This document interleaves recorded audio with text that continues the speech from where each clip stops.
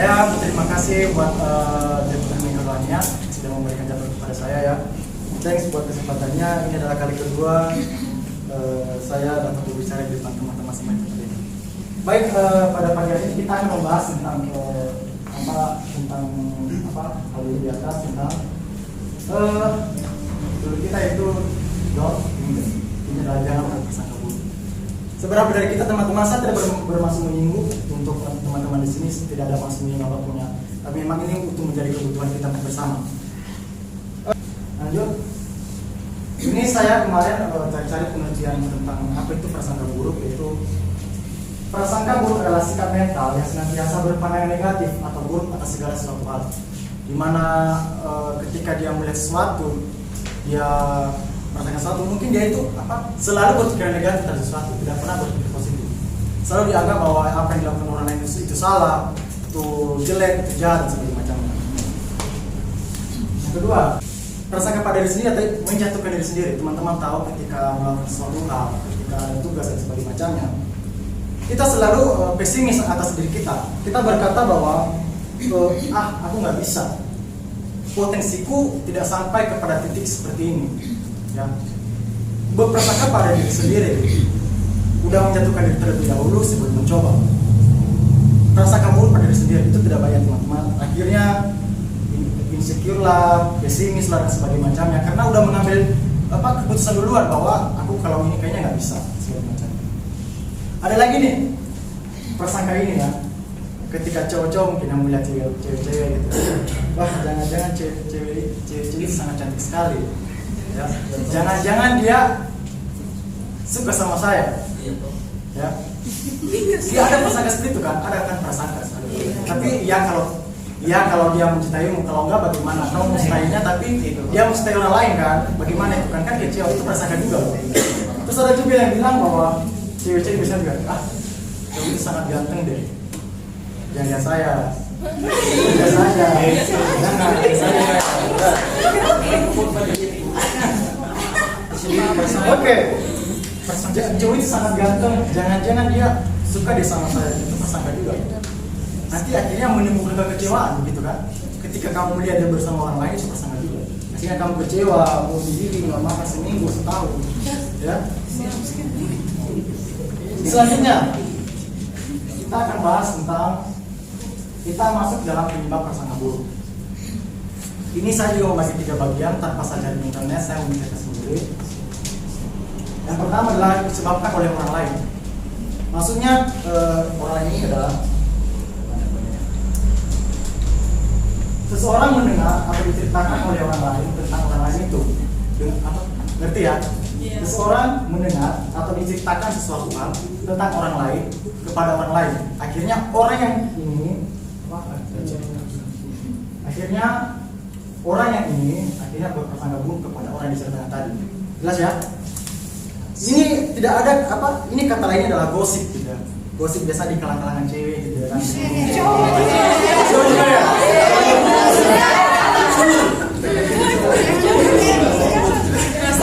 cewek ya. Kira-kira cewek yang bawa sangat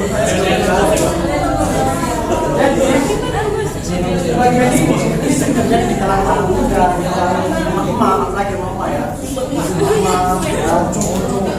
Ini sering terjadi. Selalu menceritakan orang lain begitu ya, menceritakan orang lain. Ketika ini jadi tolong lah ya, tolong. Gosipnya dikondisikan, berbau-bau gosip positif, berbicara tentang hal, itu membahas sesuatu hal yang dapat membahas pikiran yang lain, tolong ya. Yang kedua, kenapa kita berprasangka buruk pada orang lain? Karena orang itu sendiri yang membuat kita prasangka. Saya berprasangka buruk pada Deborah karena Deborah yang membuat saya prasangka, mengerti nggak? Karena dia selalu membuat saya prasangka, mungkin dalam tingkah lakunya sehari-hari, dalam dia bertingkah laku, makanya saya berprasangka buruk pada dia. Itulah yang kedua. Poin ketiga, itu karena diri kita sendiri. Ya.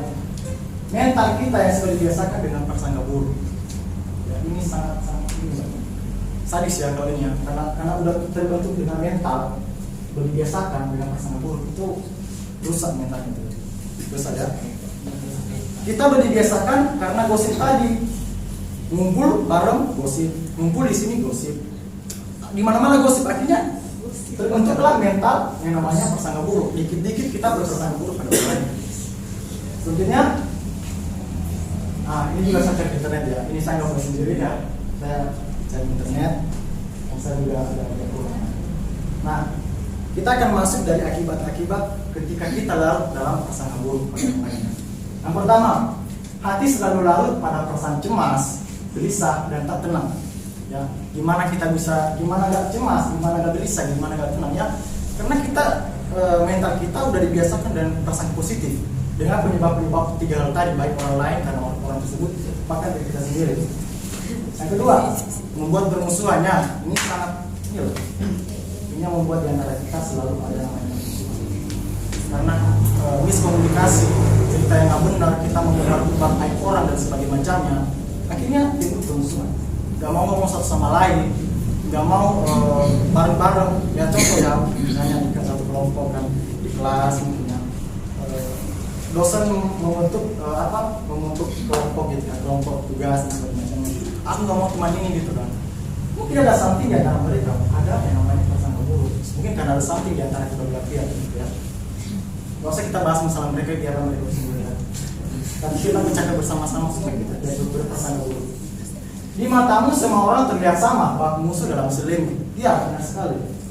Itu yang buat prasangka itu dibagi menjadi dua bagian. Yang pertama itu adalah kita dulu prasangka pada orang lain. Oke. Biasanya kita itu kalau ketika kita melihat orang lain itu mungkin karena entah kenapa kita bisa berprasangka buruk pada orang lain. Mungkin karena ada something di antara kita berdua dan sebagainya macamnya.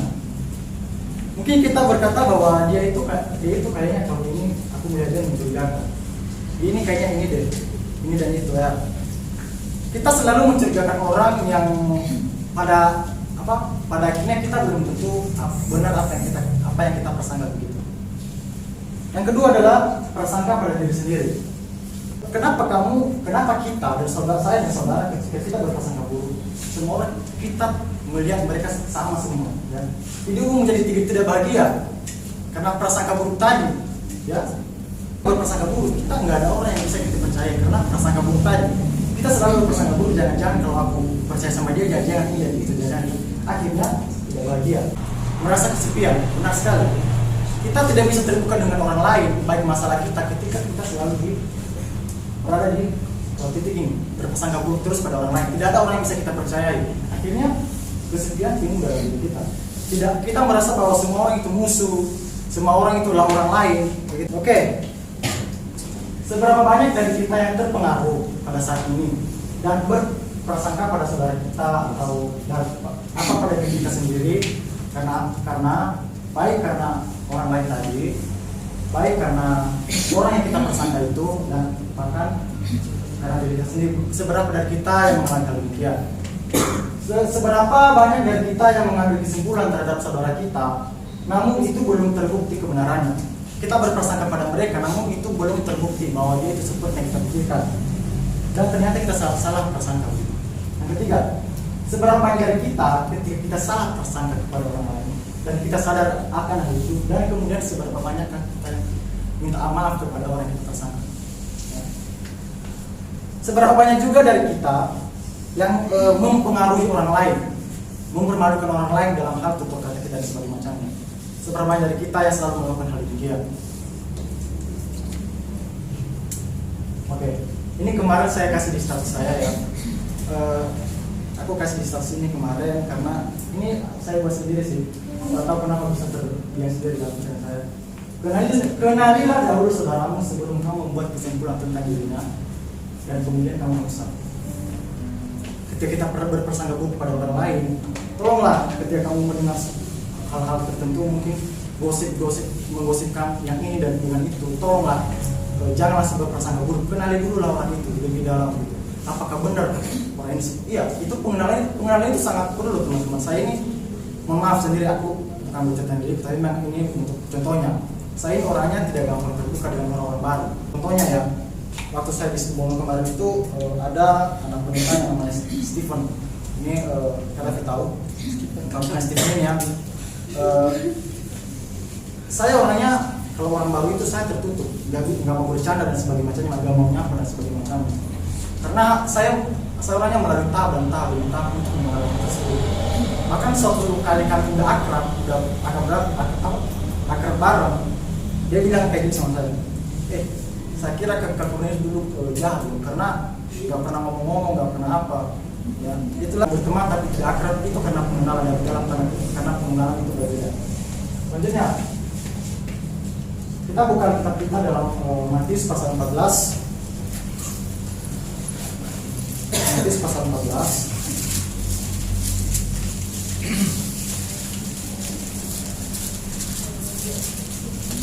Ayat yang ke-22. Ayat yang ke-22.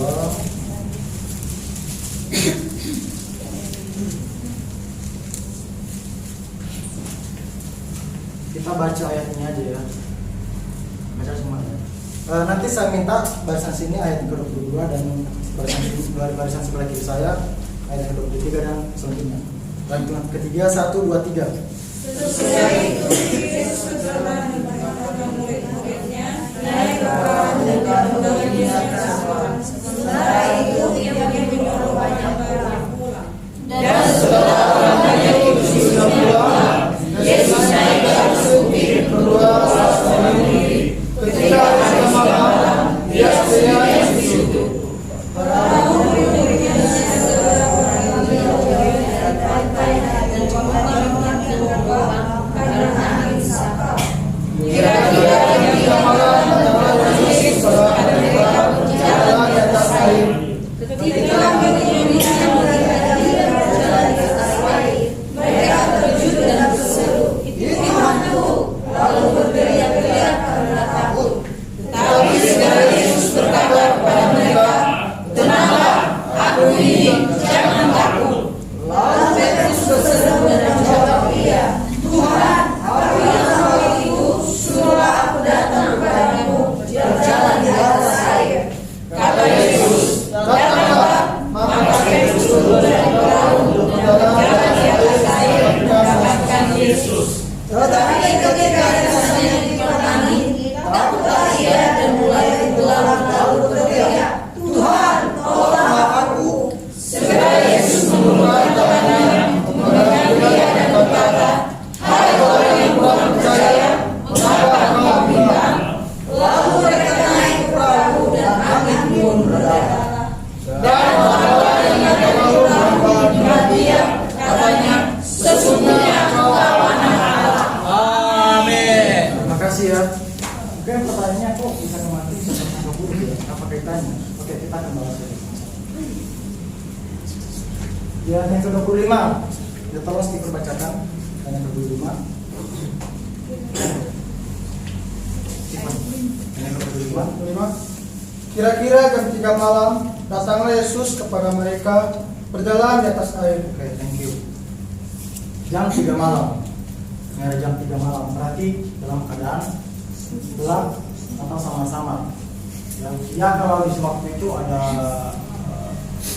dulu nggak ada senter, nggak ada lampu, paling ada obor, tapi nyalanya pun nggak terlalu terang. Ya kalau masih ada cahaya bulan itu oke lah. Pokoknya ini jam 3 malam, gelap sama-sama.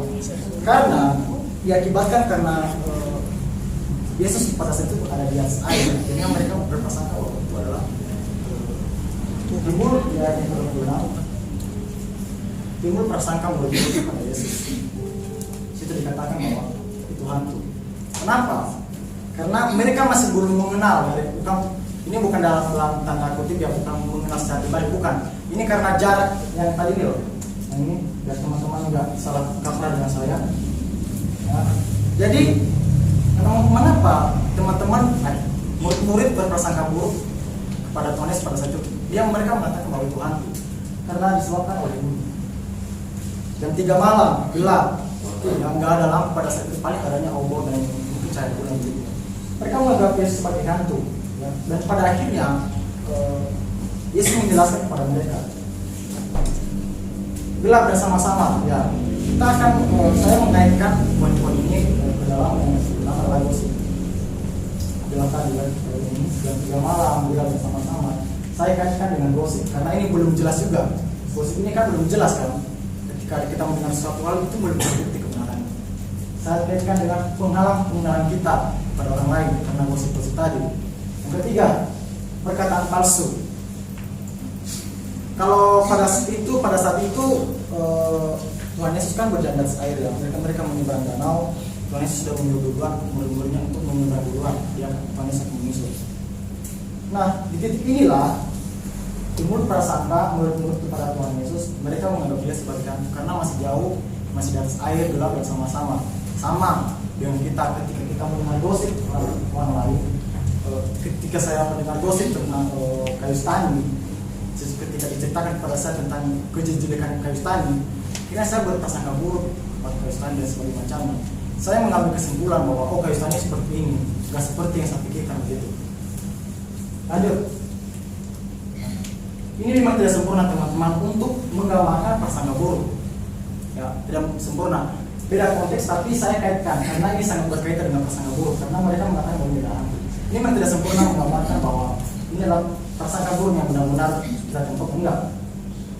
Namun ini dapat memperjelas bagaimana ketika kita belum mengenal sebagai kita benar-benar, kita bisa saja menganggapnya sebagai apa? Ya. Kita bisa saja menganggap teman kita karena pengenalan kita karena hanya gosip, kita bisa saja menganggapnya dia sebagai orang lain, sebagai musuh. Ya.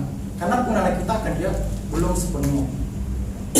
Kita bisa saja menganggap teman kita di dekat kita padahal sudah bersama-sama karena gosip itu akhirnya kita menganggap dia sebagai orang lain ya. Kita menganggap dia sebagai hantu. Tadi siapa? Baik, kita akan masuk pada pesan selanjutnya. Nah, ini pesan saya buat orang-orang. Pesan saya buat orang-orang yang sering membuat orang lain berprasangka buruk kepada orang lain dan akhirnya orang itu malu karena prasangka buruk tadi dijauhi oleh teman-temannya. Jangan pernah mempermalukan temanmu dan akhirnya orang berprasangka padanya hanya karena engkau terlihat hal humoris. Ini sering terjadi teman-teman. Hanya karena ingin dirinya humoris, wah ini sangat humoris ya. Nah, akhirnya yang mungkin ada yang dibully biar tertawa semua orang.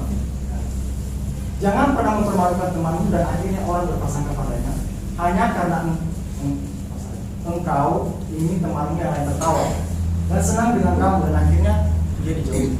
Tolong jangan lagi pernah seperti ini.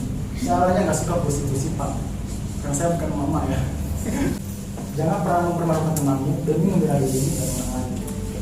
Kenapa teman-teman? Kita jangan melakukan hal tiga-tiga poin di atas yang saya buat ini. Kenapa? Karena setiap orang mempunyai harga diri dan ingin dihargai. Dan itu termasuk saya dan saudara. Ya. Karena dihargai adalah kebutuhan psikis kita. Siapa di sini yang enggak mau dihargai? Nggak ada ya. Yang punya harga diri angkat tangan. Yang ingin dihargai, saya rasa semua orang ingin dihargai teman ini. Ya. Jadi janganlah lakukan hal ini karena setiap kita ini mempunyai harga diri teman-teman. Kita mempunyai harga diri. Jadi tolonglah hargai orang lain. Ya. Bahkan ketika dalam kekurangannya, ketika kamu melihat bahwa ada kekurangan dalam dirinya, tolonglah. Jangan melakukan hal ini dan apa teman-teman karena kita dari kita mempunyai harga diri. Nah, kita bisa malu dengan teman-teman yang lain sebagai macam. Nah, teman-teman, ini saya tidak bermaksud menyinggung. Ya. Ini adalah kasus ya di Banyuwangi. Jadi saya tidak bermaksud menyinggung apa-apa, tidak ada maksud apa, tapi ini adalah kasus untuk memperjelas akibat dari kita berprasangka buruk pada orang lain. Ini adalah kejadiannya pada tahun 2020 yang lalu, tahun yang lalu saya sudah pernah bercerita di sini waktu saya pertama kali. Di sini dikatakan bahwa polisi menangkap Ali Heri Sanjaya. Dia merupakan pembunuh Rosida, wanita yang mayatnya ditemukan gosong terbakar. Ini judulnya. Pelakunya berlaku dan membakar Rosida karena baterainya seperti itu. Sekali lagi saya tidak termasuk menyinggung, tapi ini memperjelas korban kita pada pagi hari ini. Pelaku merupakan teman kerja korban. Bayangkan temannya sendiri, temannya sendiri sudah sangat akrab kan? Di sebuah warung. Jadi mereka bekerja di warung bersama-sama di Jalan Jaksa Agung Suprapto, Banyuwangi. Pelaku tega membunuh Rosida karena itu dendam ya. Dari itu dipendam karena perkataan-perkataan itu ya. Dia tidak terima sering diolok-olok gendut dan kerap mendapat korban. Jadi pelaku ini teman kerja korban di salah satu rumah, maka pelaku saya diolok-olok, dipermalukan. Korban di depan banyak orang, ya. Otomatis dia malu kan, ya. Diolok. Jadi ini teman-teman, tolonglah. Mungkin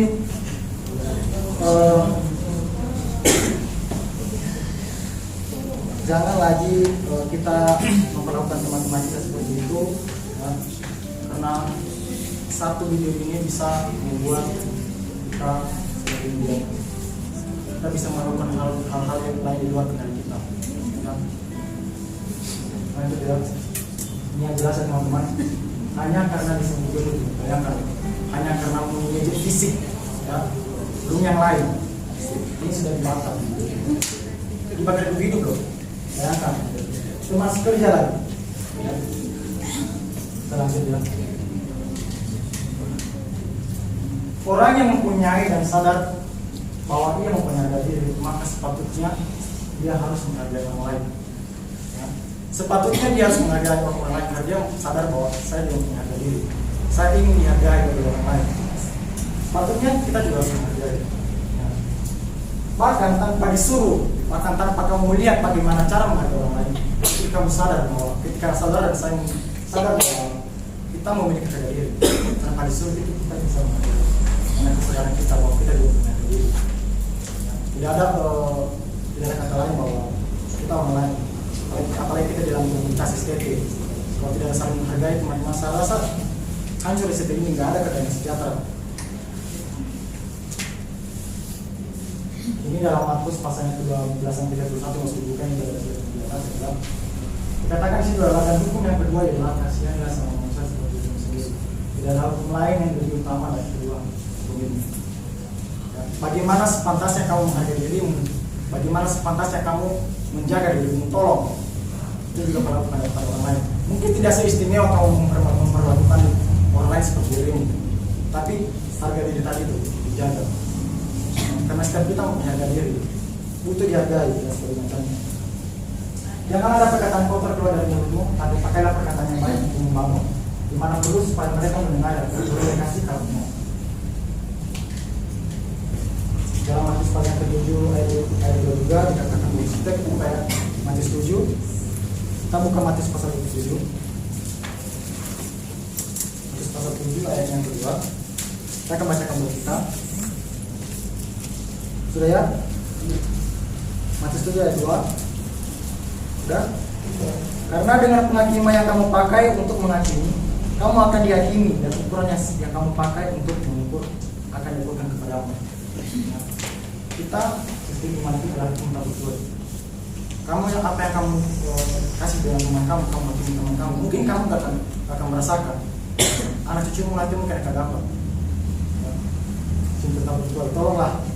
Jadi stop mempermalukan orang lain. Stop membuat prasangka dan membuat orang berprasangka buruk kepada orang lain. Stop isu yang membuat prasangka yang tidak baik. Stop menghina dan merendahkan orang lain. Ya, dan yang terakhir adalah stop menghakimi. Karena kita apa yang kita bilang ke orang lain akan kembali kepada kita. Kenapa saya walaupun ini saya cek di sini? Kenapa? Kenapa teman-teman? Kita adalah saudara. Kita bukan orang lain, kita saudara. Tidak ada yang lebih rendah, tidak ada yang lebih tinggi. Kita ada orang lain, kita saling menghargai. Jadi teman-teman, marilah bagi saudara yang memang pernah atau suka mempermainkan temannya, suka menghina hal itu, marilah kita mengeluarkan kita, jangan lagi melakukan yang sama, karena kita juga sama-sama menghargai diri. Kalau kita keluar mindset kita,